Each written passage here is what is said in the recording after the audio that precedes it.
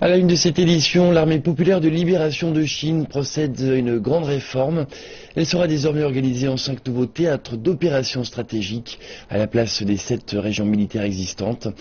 Un système d'état-major opérationnel prend aussi forme pour améliorer la coordination. Le ministère de la Défense a tenu une conférence de presse pour souligner l'importance de ces réformes. Selon lui, l'objectif est d'optimiser la structure militaire, d'améliorer l'efficacité et de garantir la capacité d'action de l'armée. Une nouvelle chance pour la plus grande armée du monde. La cérémonie marque la fondation des 5 nouvelles zones de bataille. Il s'agit d'un nouveau système de commandement de l'APL. Le changement est vu comme majeur. L'armée était orientée vers la terre. Elle sera désormais plus flexible et inclura plus largement les opérations en mer et dans les airs. Toutes les zones de commandement devraient se concentrer sur l'étude de la guerre, la situation de la sécurité nationale et l'élargissement des perspectives stratégiques. Toutes les zones de bataille devraient apprendre les mécanismes de gagner la guerre moderne et accélérer la mise au point de la stratégie de zones de bataille. La nouvelle structure regroupe les 7 anciennes régions militaires en 5 zones de commandement de bataille. Nord, Sud, Est, Ouest et Centre. Toutes sont supervisées par la Commission militaire centrale, qui est présidée par Xi Jinping. Chaque commandement sera responsable pour certaines directions stratégiques et priorités.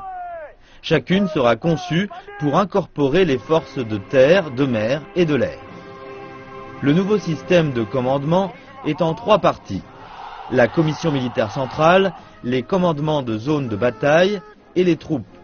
Un système administratif vertical depuis le sommet jusqu'aux diverses branches de l'infanterie.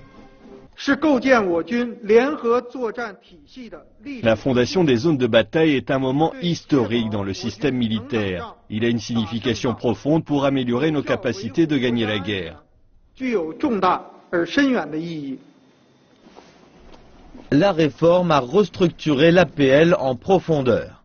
Les 4 quartiers généraux, l'état-major, la politique, la logistique et l'armement ont été démantelés.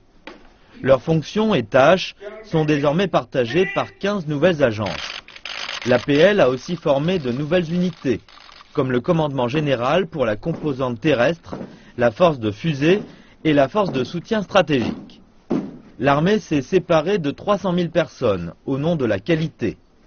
Elle continue de lutter massivement contre la corruption et de nouveaux commandants ont été nommés. Le message est le renforcement du leadership de l'armée pour briser les barrières de l'inefficacité et exécuter des opérations conjointes à l'étranger. Le président Xi Jinping a appelé à l'amélioration des capacités de combat de l'APL. Beaucoup pensent que cette nouvelle réforme va profondément transformer l'armée ainsi que le paysage sécuritaire du pays dans l'avenir.